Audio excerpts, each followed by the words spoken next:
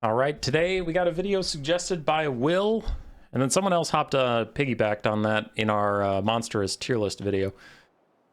But they wanted to think of the best combinations, I guess, or my favorite combinations for factions. So combo moves that can be really, really good in Total Warhammer 3. So we have 8 factions in 3 videos. That'll be 24 factions total.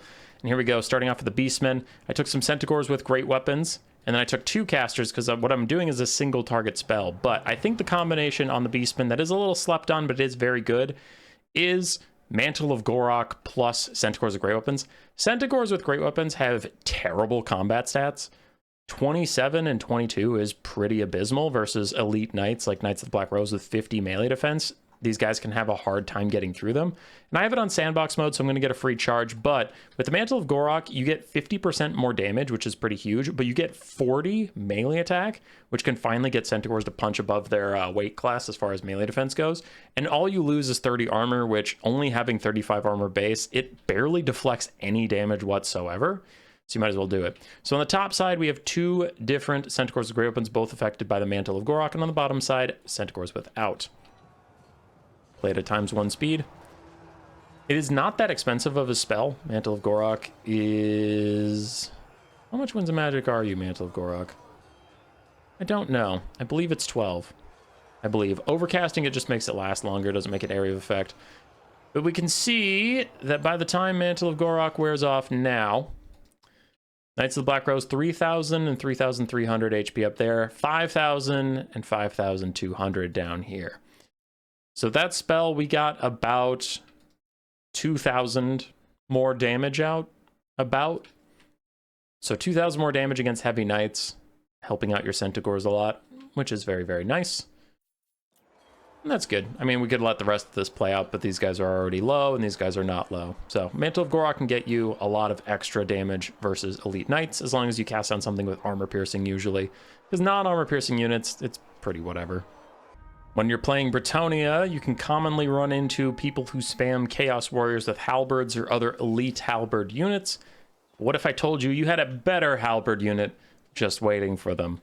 Well, that's a little disingenuous, but if you combo it well, you can. Chaos Warriors with halberds are 850 gold. Peasant men-at-arms polearms with triple gold chevrons are like 670 gold, so they're cheaper than these counterparts. And then with the Grail Relic offering immune to psychology, better leadership, and +5 more melee attack, plus just their gold chevron stats, you can see they have higher melee attack and melee defense than Chaos Warriors.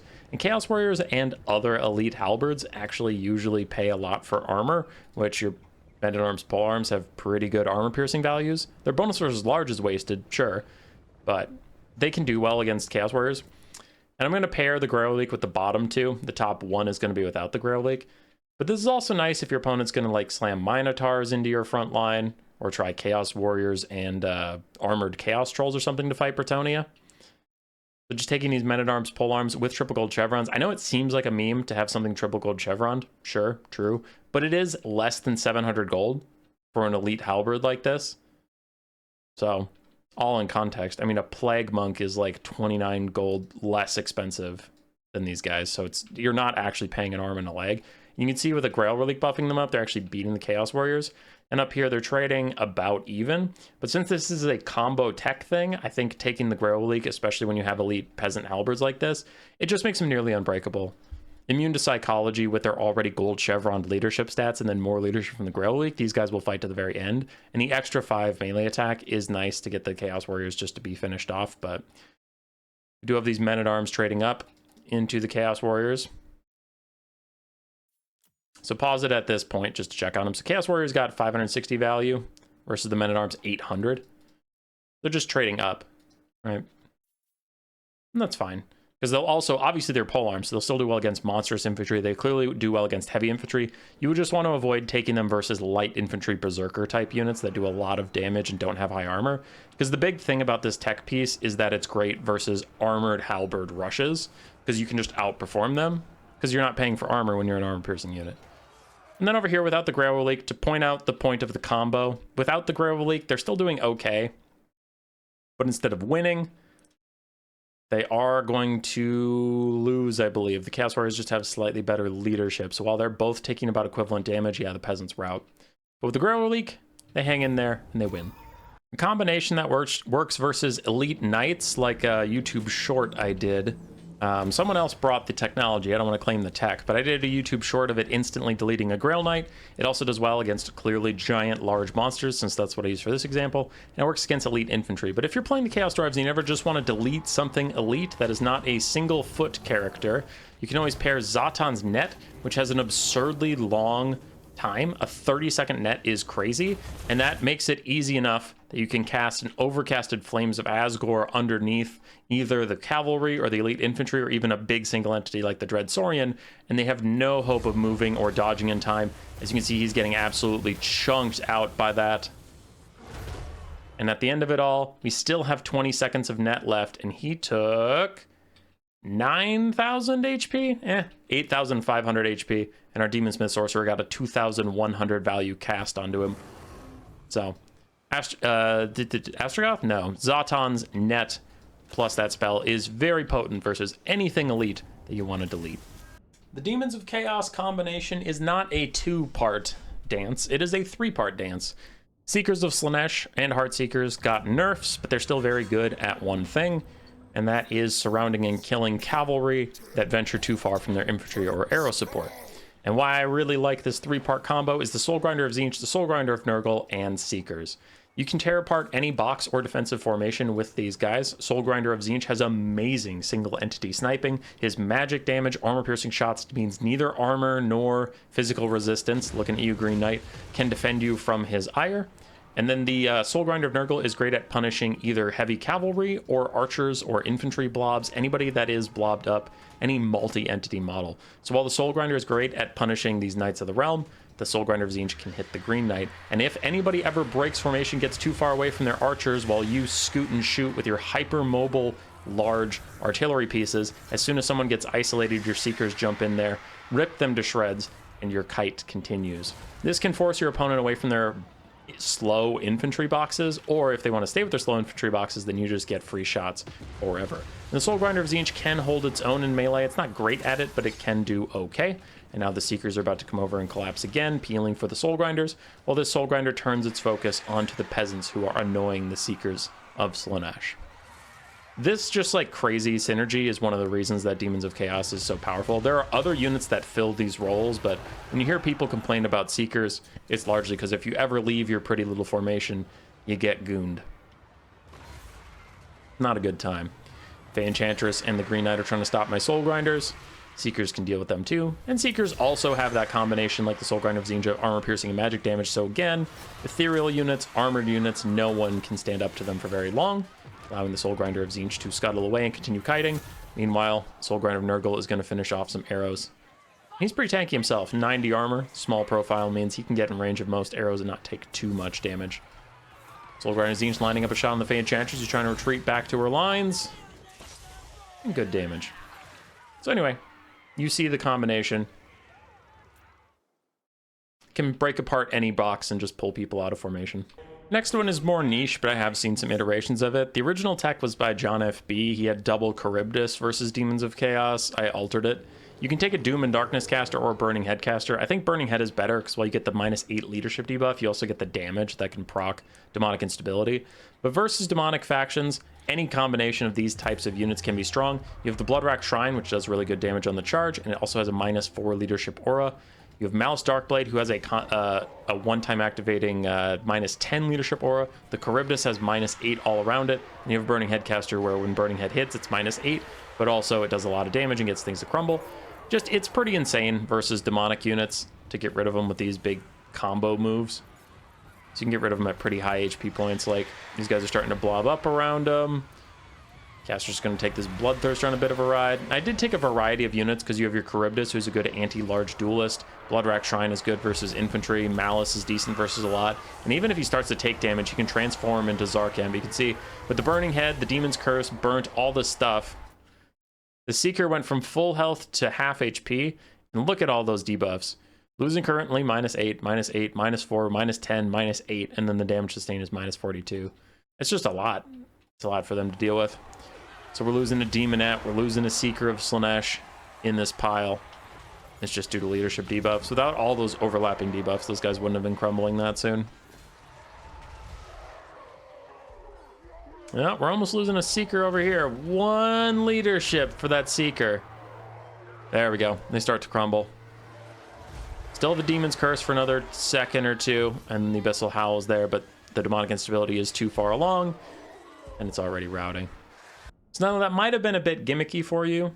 Again, John FB has actually used that versus demonic factions like Nurgle before. But another one, this one I forget who did it, but again, it wasn't me. I cast a replay of theirs. But this is a serious thing. I've seen people take 2 Bloodrack Shrines, Malice, and then either, again, Doom and Darkness plus Spirit Leech is good versus Skaven, but so is Burning Head. But you take Malice because he's resistant to Cleansing Ruins when he can transform into Zarkan and get a whole nother HP bar. Plus, he can pop this 20% damage resistance for the blood price. Warp Sword of Cain can give him more damage resistance and healing when he's in melee. So he's really good against Cleansing Ruin, which Skaven love to just spam on you. And the Bloodrack Shrines, with their Terror and their Chariot Mass getting through the Skaven front lines, again, we have that combination we're talking about of just a lot of leadership debuffs. Let me show you how potent it is. These are Clan Rats in the middle, and then we have Skaven Slave Spears. And none of what we have here is weak to Poisonwind Globes, so if these guys get out ahead of your Witch Elves or your Bleak Swords and whatever, your Cold One Knights, the Globes can't do that much damage to them, and then you're going to get through their front lines. So on the charge, you can see the Bloodrock Shrines are using their little laser beams to lower the Clan Rats with Spears, and they're going to charge straight in. And then we get the Demon's Curse. The Demon's Curse already causing Terror Outs. That was without Burning Head. No Burning Head. And we have instantly Terror Outing Clan Rats on the charge as the Bloodrack Shrine and Malice get through. And Malice is going to start dueling with Ikit Claw. The Bloodrack Shrine is going to disrupt some Poisonwind Globes.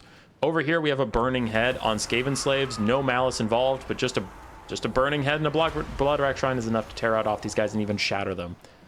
So leadership debuffs aren't entirely a meme. You do need to use them versus very specific factions, either demons or greenskins or Skaven or something. But if your opponent has low leadership and you use any combination of the units shown here, you can actually get a lot of good work out of them, and it's not entirely meta, so your opponent won't necessarily expect it.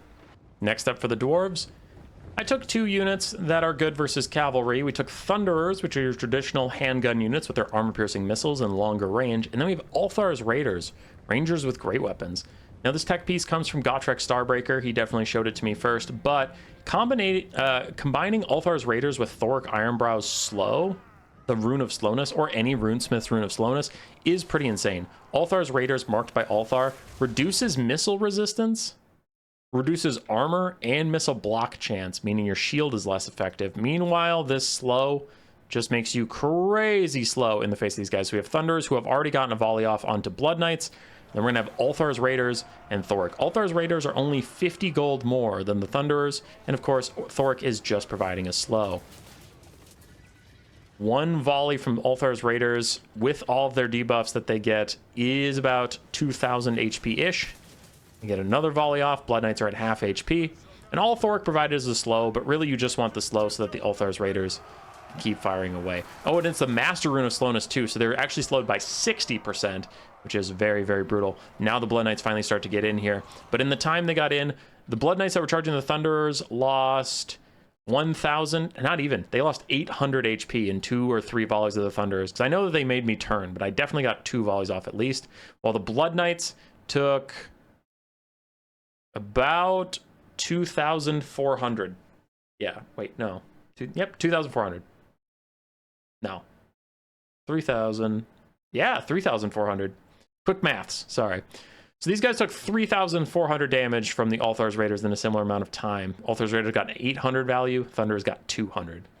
Althar's Raiders with their marked by Althar paired up with Thoric Slow is a pretty insane way to just delete cavalry on the charge. The Empire is a little awkward because a lot of their stuff that is crazy good and super nice to show in this format is fine on its own.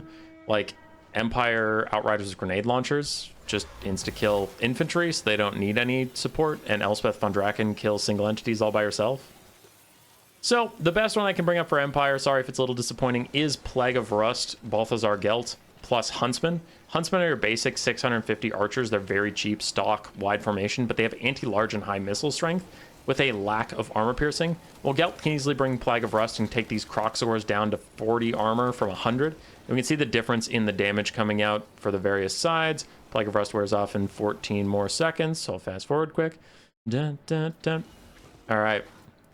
There we go. Croc scores at 3,300 HP versus 5,000, so we got an extra 1,600 damage out on these Croc scores for one spell.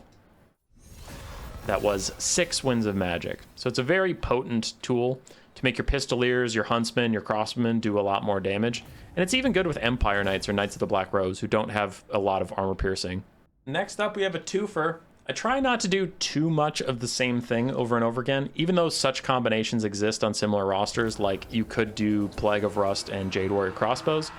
So, yeah. There are other rosters that can do this kind of synergy where I'm about to show you, but I feel like Cathay is a little specific. So Jade Lancers suffer because they only have 26, 28 melee stats, which is not bad at all, but they can't get their Battle Harmony Yang very easily.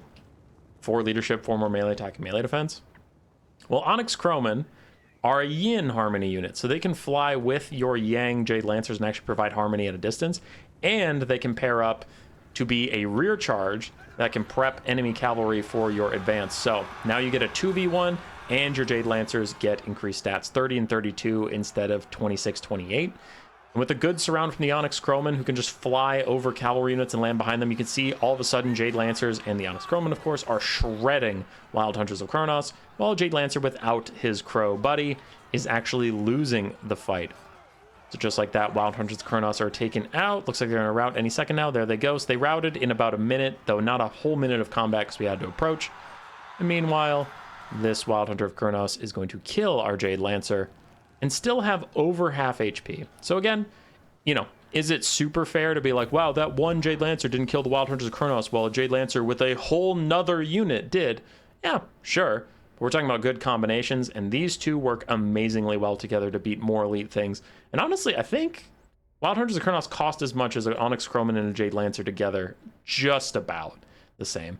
And they won by a lot. So that 2v1 and the rear charge potential of the flying Onyx Crowman is pretty huge in most combat scenarios. Roar. Subscribe, yes, yes.